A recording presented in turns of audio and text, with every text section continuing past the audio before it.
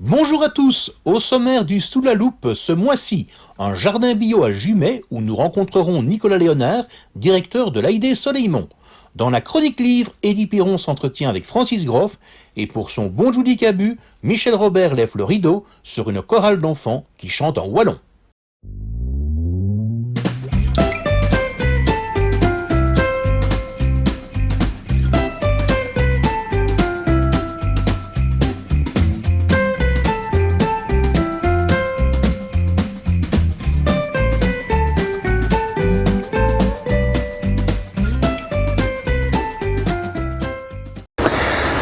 Nous sommes ici à Jumet, dans l'entité de Charleroi, et aujourd'hui on va être très écologique. On va aller à la rencontre d'un monsieur qu'on aime bien, c'est Nicolas Léonard.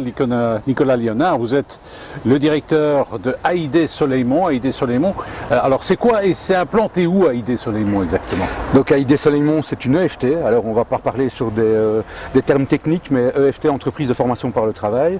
On est spécialisé dans la formation d'adultes et dans la formation en horticulture. Alors ici, vous êtes sur une nouvelle expérimentation. On teste un projet de maraîchage qui serait une nouvelle filière de l'horticulture qu'on voudrait tester et acquérir des compétences, ou en tout cas faire en sorte que nos stagiaires acquérissent des compétences dans le domaine. Alors c'est donc tout à fait récent ce que vous faites ici. Donc ça fait 1 an. Suite au confinement et avec toutes les réflexions et grâce aussi à un coup de pouce important de la ville de Charleroi dans le cadre d'un projet qui s'appelle Proximity, on a mis en place effectivement ce projet en lien avec ici le parc dans lequel on est qui s'appelle Jumet.bio, un projet qui s'appelle Jumet.bio, une idée derrière d'une ferme urbaine. Alors est-ce que la production est déjà importante? Est-ce que vous avez des ambitions? Donc la production cette année, malgré ce temps qui a été extraordinaire, un été fantastique, un soleil nonchalant, on est fiers d'avoir produit plus de 200 kg de légumes. Ça a varié de la tomate à la courgette, du cornichon vers d'autres choses. Et donc on est quand même relativement fiers. Ça a été un pari un peu serré cette année. Oui. Alors est-ce que les gens qui travaillent ici sont encadrés par des professionnels ou pas? Bien sûr. Donc c'est le but d'une EFT, d'une entreprise de formation par le travail. C'est accompagner des stagiaires dans un cadre d'une formation, mais pas une formation type scolaire, une formation par le travail. Et donc vraiment, c'est en faisant qu'on apprend. C'est un peu le modèle du compagnonnage. Oui. Est-ce que ça aboutit à quelque chose pour ces gens qui ont travaillé ici, par exemple? Cette année, on a quand même quelques stagiaires qui sont rentrés à l'emploi. Et on en est quand même fiers, oui. Alors cela dit, par exemple, je vois que vous utilisez quand même déjà des techniques, une espèce de paillage là pour vos salades. Alors vous faites quoi avec tous ces légumes? C'est pour qui? Vous avez déjà des clients? Donc en fait, l'idée du projet, c'est de développer d'une part une expérimentation de maraîchage et en même temps une expérimentation de circuit court.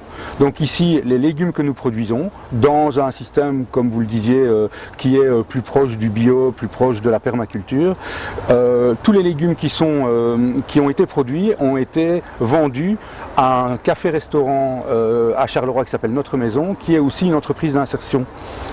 Et donc l'idée c'était vraiment de pouvoir faire du producteur au consommateur, ou en tout cas du producteur au transformateur, au consommateur, un circuit court alimentaire de moins de 10 km. Est-ce qu'on peut imaginer qu'à un moment donné il y aura des clients qui viendront acheter ici des légumes?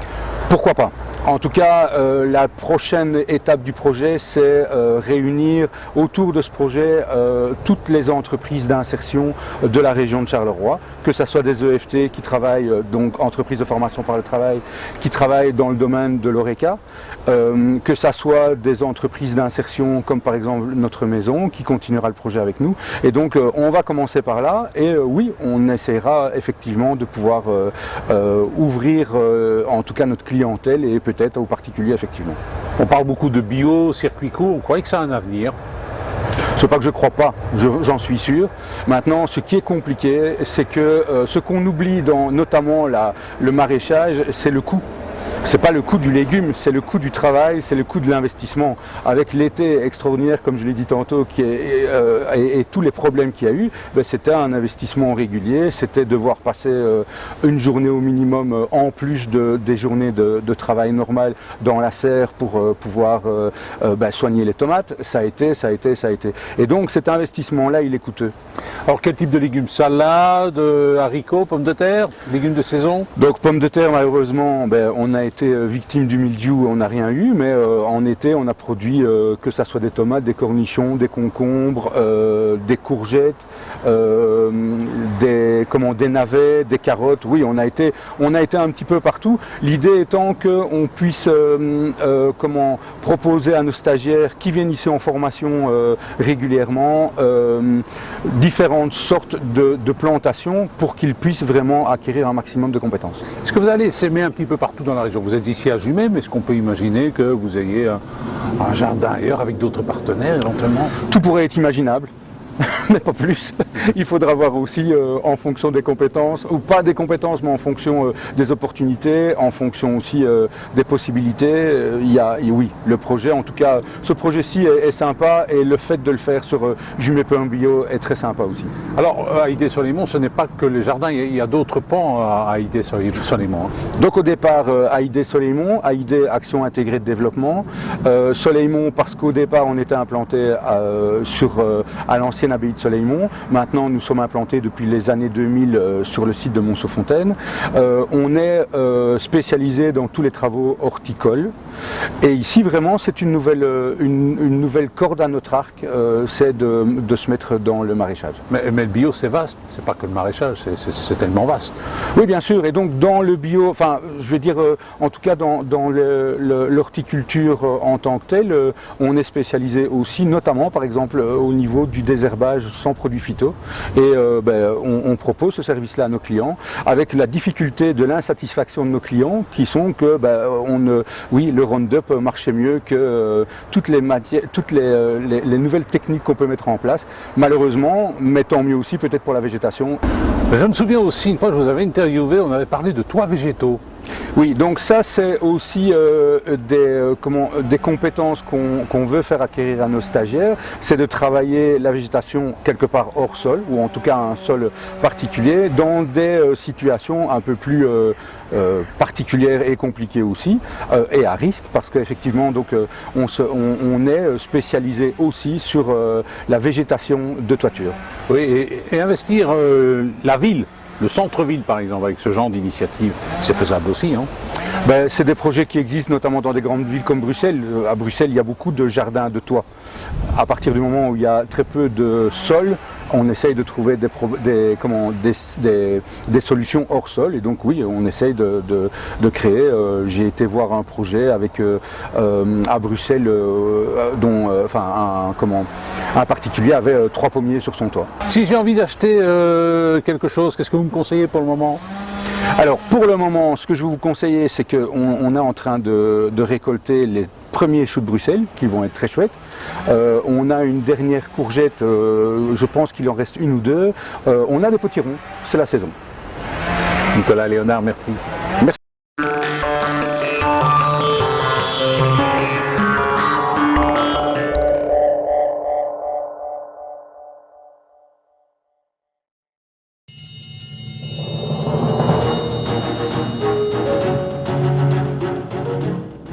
Le débat continue, mais tandis que les scientifiques discutent, les astrologues sont encore plus populaires que durant les 3 derniers siècles.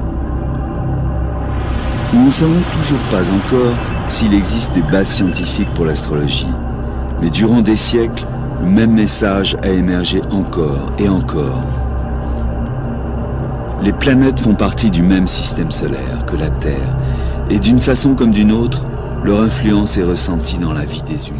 Pour son ciné-débat consacré à l'astrologie, l'Atelier Levallois reçoit le 22 novembre à 19h30 l'astrologue Serge Ducas. Info sur atelierlevallois.org, atelierlevallois.org.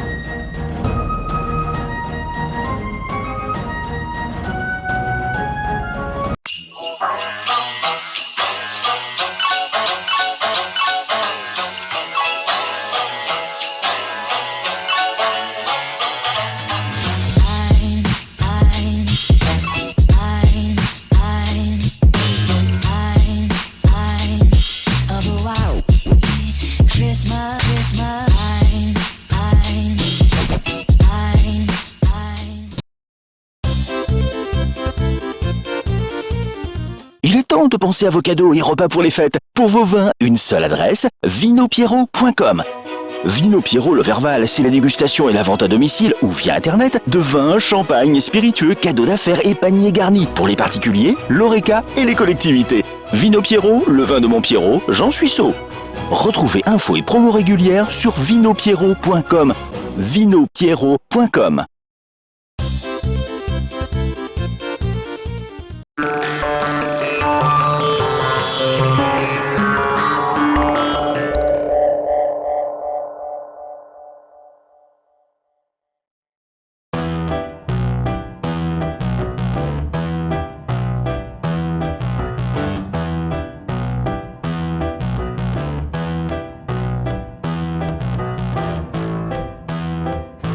Aujourd'hui, dans notre séquence livre, j'ai beaucoup de chance. Je suis avec Francis Groff, ancien journaliste, auteur de notre région, bien connue. Hein.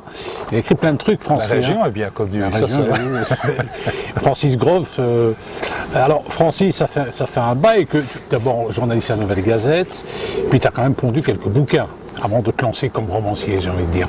Oui, c'est vrai qu'en 40 et des ans de journalisme, j'ai écrit... On ne rajeunit pas. Hein. Oui, c'est vrai. J'ai dû écrire 15 ou 16 livres, mais à caractère strictement journalistique, donc plutôt historique, économique, des biographies ou des choses comme ça.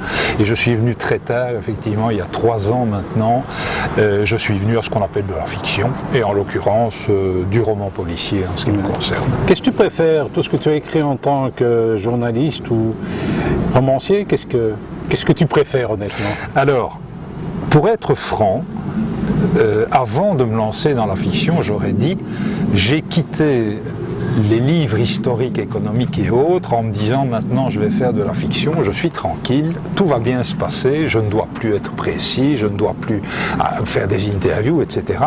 Eh bien c'est tout le contraire. Ce métier de journaliste ne m'a pas quitté et donc maintenant même dans mes fictions, je prépare mes livres d'une manière telle que finalement je refais des dizaines d'interviews, je vais à la rencontre d'auteurs locaux, de journalistes, de policiers, de médecins, de bibliothécaires, etc. Donc finalement, la préparation du bouquin en lui-même peut demander jusqu'à 1 mois, 1 mois et demi de travail, qui reste strictement journalistique. Donc on ne se refait pas. On ne se refait pas, et c'est vrai, il faut le reconnaître, moi-même aussi en tant qu'auteur de fiction, on fait beaucoup de recherches, c'est vrai qu'on ne s'en rend pas compte. C'est vrai. Alors, en tant que romancier, tu as commencé avec quoi exactement ? Alors j'ai commencé avec un roman d'espionnage, on va dire, qui ne s'est pas du tout vendu parce que suite à un problème de distribution, il ne s'est pas retrouvé dans les librairies. Ça s'appelait L'homme qui écrivait au crayon. C'est un bouquin qui se passait entre Zurich et les États-Unis. Voilà, un truc d'espionnage. Puis j'ai écrit 1 ou 2 petites nouvelles, une a été éditée.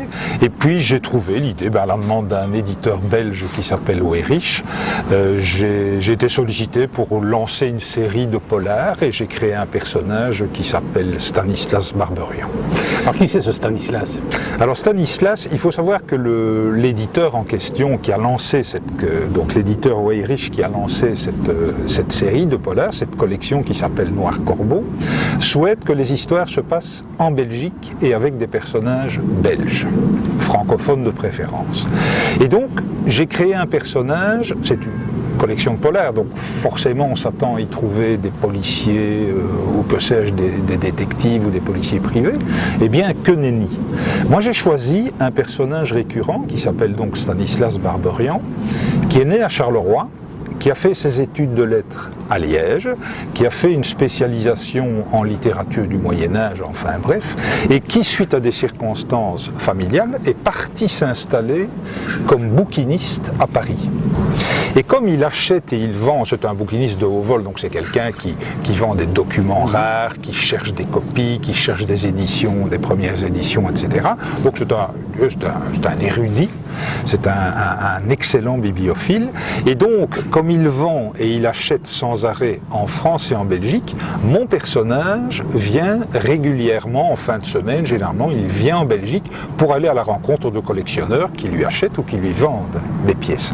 Et donc, ça me permet, de le faire circuler dans les villes belges, et disons qu'il a un certain don pour attirer les crimes, et dans les villes qu'il traverse, il est toujours directement ou indirectement mêlé à un crime. Il l'a été à Charleroi, oui. Alors oui, il a été à Charleroi, Il a commencé par Charleroi, ça s'appelait Mort sur la Sambre. Il est ensuite allé à Namur, ça s'appelait Va des rétro Félicien. Ensuite, il est passé à Binche, où il est allé assister à l'assassinat de 2 Gilles. Je ne vous dis pas, c'était le drame. Et ça s'appelle Orange sanguine. Et la dernière aventure se déroulait en Brabant wallon, Waterloo Mortelle Plaine. Voilà, c'est en rapport avec le 200e. Justement, Waterloo Mortelle Plaine, puisqu'on est quand même un média qui touche l'Entre-Sambre et Meuse. Alors, évidemment, c'est lié à l'histoire de Waterloo, Napoléon, mais il y a beaucoup de marcheurs de l'Entre-Sambre et Meuse qui se sont montrés intéressés par ce bouquin. Ça, c'est étonnant. Voilà, donc des marcheurs de l'Entre-Sambre et Meuse et surtout ce qu'on appelle des reconstituteurs. Donc les reconstituteurs, le livre se passe dans le milieu des reconstituteurs, c'est-à-dire que ce sont des gens qui, effectivement, comme dans les marches de l'Entre-Sambre et Meuse, s'habillent à la manière d'eux, mais eux vivent, ils font des bivouacs, parfois des bivouacs de 3, 4, 5 jours, ils font des bivouacs en l'honneur de Napoléon et surtout de son armée. Et donc pendant 3 ou 4 ou 5 jours, ils vivent dans la campagne avec les cantinières, parfois avec les enfants, et ils reconstituent un petit peu ce monde napoléonien. Disons qu'il y a une différence entre les marcheurs de l'Entre-Sambre et Meuse et les reconstituteurs, mais il y a aussi quelque chose qui est flagrant, c'est cet amour pour l'époque napoléonienne, les costumes, les uniformes, etc. Alors, les conditions émises par Weyrich, il faut que ça se passe en Belgique. C'est ça, en Belgique francophone. Ou Bruxelles, il y a quand même du matériau de départ qui est bien sûr, et absolument. Absolument, on ne s'en rend pas compte. Hein. Absolument, d'autant que en préparant ces bouquins, moi c'est ma recette, si vous voulez, enfin c'est un peu prétentieux, mais elle tient en une phrase. J'écris des fictions, mais qui sont totalement ancrées dans la réalité. C'est-à-dire qu'indépendamment du crime lui-même, qui est généralement horrible, etc., indépendamment du crime lui-même, tout ce qui suit est vrai. Les décors sont exacts, et je m'efforce, les personnages sont toujours des personnages qui ont existé, qui existent, où je mets ensemble plusieurs caractéristiques. Et donc, en tout cas, les lieux, les décors sont vrais et les anecdotes historiques sont vraies. Et ce qui est amusant, c'est d'intéresser à la fois le lecteur de la région en lui proposant des anecdotes historiques ou des endroits qu'il ne connaît pas nécessairement. Nous sommes ici, je pense qu'on peut le dire, nous sommes à Monceau-sur-Sambre. Certains lecteurs, pourtant de la région, la proche région, ont découvert qu'il y avait un bateau chapelle à Marchienne-au-Pont, à quelques encablures d'ici. C'est le genre de choses dont il faut à la fois capter, je vais dire, le lecteur régional en lui proposant de découvrir des choses qui n'existaient pas, mais il faut aussi intéresser plus largement le lecteur d'autres régions qui va se dire, tiens, au fond, ce serait assez intéressant de venir à Charleroi, de venir dans la région qui est décrite. Alors, cela dit, j'ai presque envie de dire que le meurtre, c'est le prétexte pour découvrir la région, non? Absolument, c'est clair, hein, on déclenche quelque chose au détour de ce meurtre, et puis on se balade dans la région, large région, et on va à la rencontre, comme je le disais, d'un certain nombre de personnages qui sont généralement, je crois, bien bâtis, bien construits, parce qu'ils nous racontent des choses, ils nous font découvrir. Alors ce qui est bien avec toi, c'est que tu es aussi un épicurien. Généralement, dans tous les romans, il y a toujours un petit resto ou une petite recette. Oui, j'aime bien vivre, bien manger, c'est exact. Et c'est vrai qu'au-delà des nourritures culturelles, il y a les nourritures tout court. Mais c'est vrai, Stanislas, on met toujours un petit peu de soi dans les bouquins, dans les personnages que l'on crée. Et c'est vrai que Stanislas est un bon vivant, c'est quelqu'un qui ne se laisse pas abattre, comme on dit. Alors avant de se quitter, un mot peut-être sur le prochain, il y a un bouquin qui est en préparation. Oui. Quelques mots? Non. Je suis désolé, ça va se passer en Wallonie. Ah ben c'est bien, on attend avec impatience. Ne manquez pas, on va envoyer toutes les références des livres de Francis Groff. Merci. Merci beaucoup.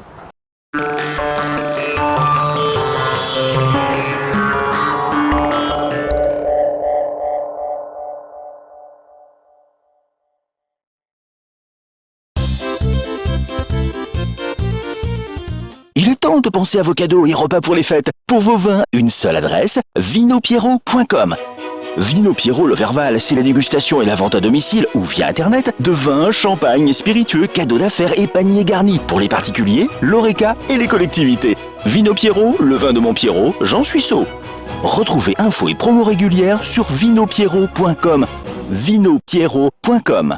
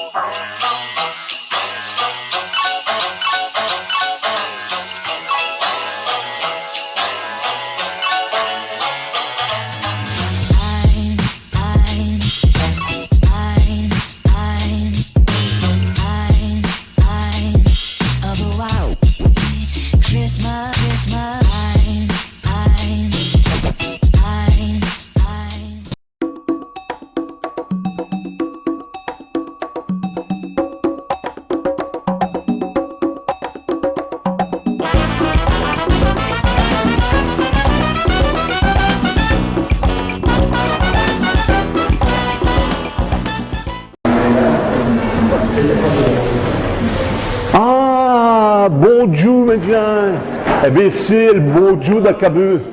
Eh bien aujourd'hui je vous emmène au théâtre wallon, à Courcelles.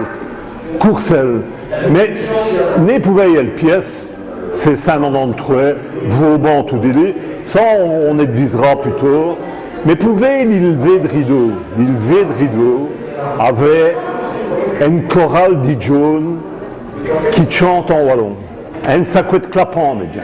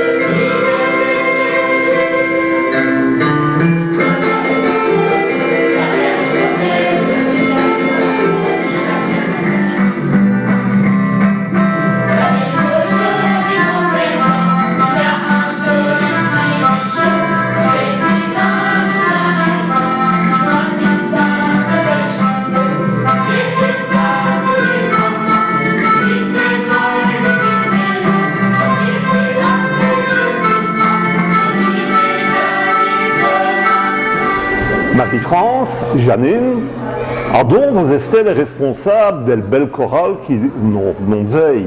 Est-ce que vous pouvez bien me dire une miette des peu? Eh bien, cette chorale a été constituée d'enfants âgés entre 10 et 15 ans. Nous l'avons mise sur pied avec des enfants qui faisaient partie déjà de notre troupe de théâtre ici à Courcelles. Qui s'appelle comment? Les Coupiches et les Coqs d'Aus. Et aussi, la chorale s'appelle aussi? Les Coupiches et les Coqs d'Aus.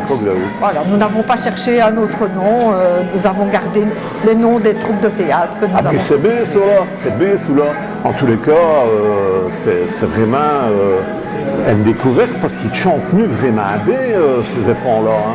Est-ce combien de temps pour mettre au point une chorale comme ça?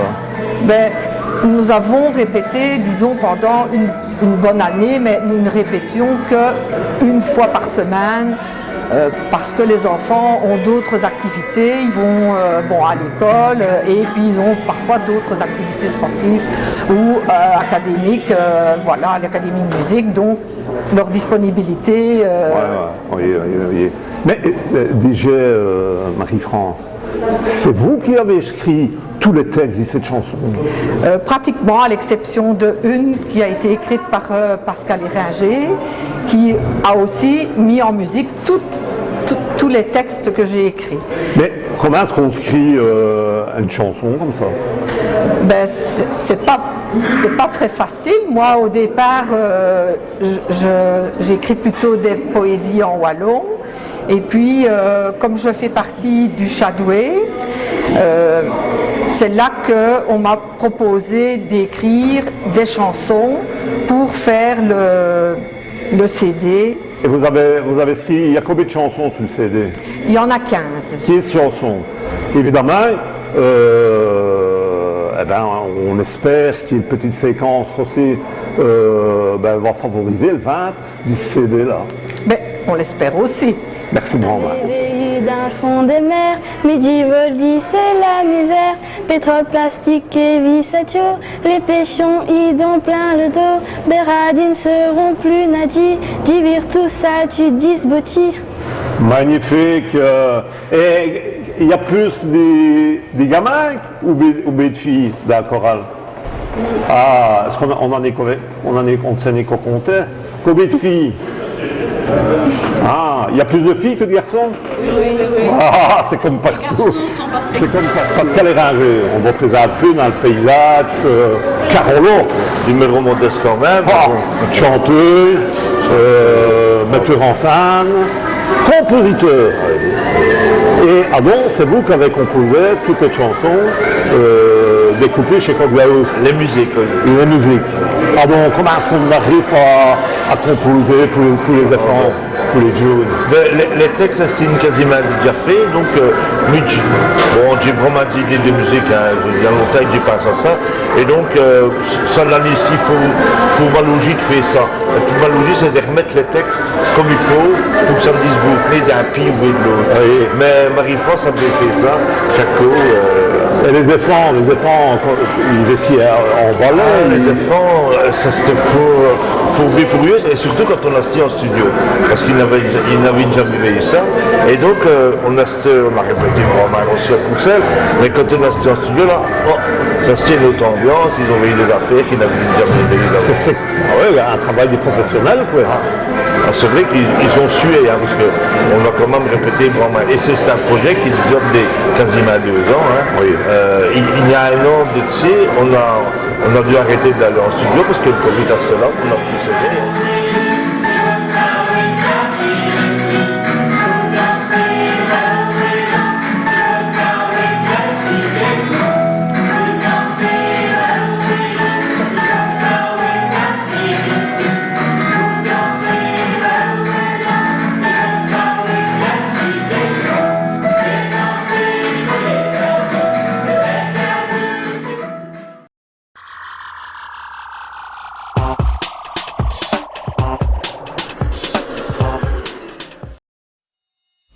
Dans le cadre de son cycle Ciné-Débat, l'Atelier Lovervalois propose le lundi 22 novembre à 19h30 à la salle communale de Loverval de venir à la rencontre de l'astrologue Serge Ducas. Il répondra à la question du journaliste Eddie Piron, l'astrologie régit-elle le monde? Serge Ducas n'est pas un inconnu, il est astrologue très actif dans les médias. Plus d'infos sur atelierlovervalois.org, atelierlovervalois.org.